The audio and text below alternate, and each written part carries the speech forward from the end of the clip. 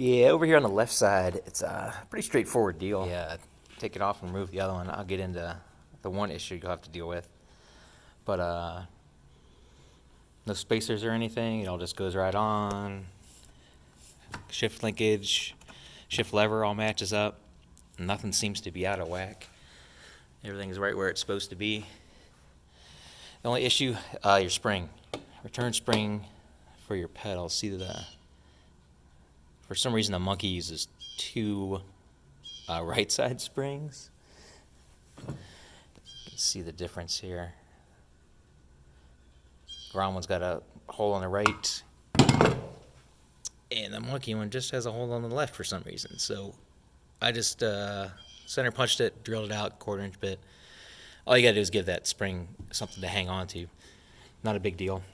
You can order a right side spring for a Grom if you want. If you don't want to do anything. Over on the other side, it doesn't just bolt on. I'll tell you that much for sure. Your swing arm bolt is going to be about a 1/2 inch longer than what it needs to be, and it's going to stick out over here. I put 2 washers underneath the head on the other side to help bring the bolt over, but the other deal is I had to put spacers here and down here. Get back underneath here. Right here to bring the whole rear set out. To help the brake lever, give it plenty of room. So I'll actually be able to get the side cover off again like normal without having to take the rear set off or anything. That's one issue.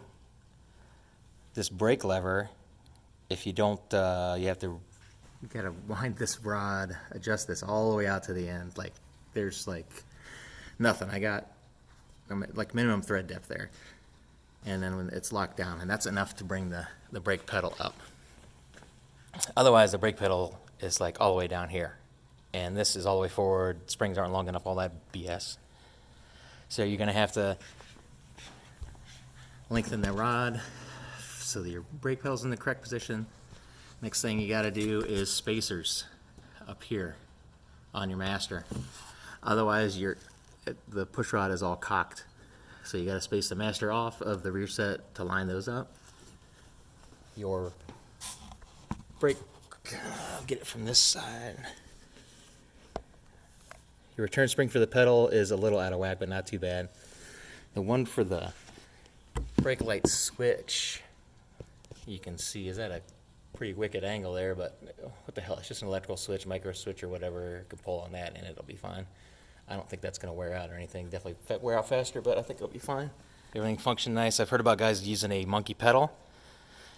I would assume these positions are a little bit different. Move backwards, and some guys say they look the same. They might be the same for all I know. They're different part numbers, I know. But one option might be getting a Monkey pedal with your Monkey rear set to match it. I don't know if it's going to be any better or not. Might help get away from running this push rod all the way out at the end. But other than that, I love them. Nice, really cleans everything up. Gets all this crap off. Oh, one other thing. This hole to mount your brake light harness, yeah, they don't have one on a Monkey. So your harness is kind of just left out and how you're hanging. You could throw an L bracket off of that bolt if you wanted to, but I don't know. I'm just gonna let it fly there and see how it works.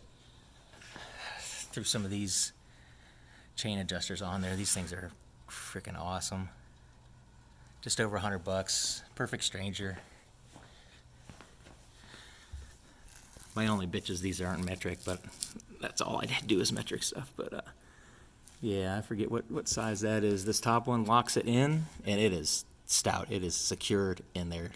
It's not going anywhere, no doubt. The bottom one gives you your adjustment front and back.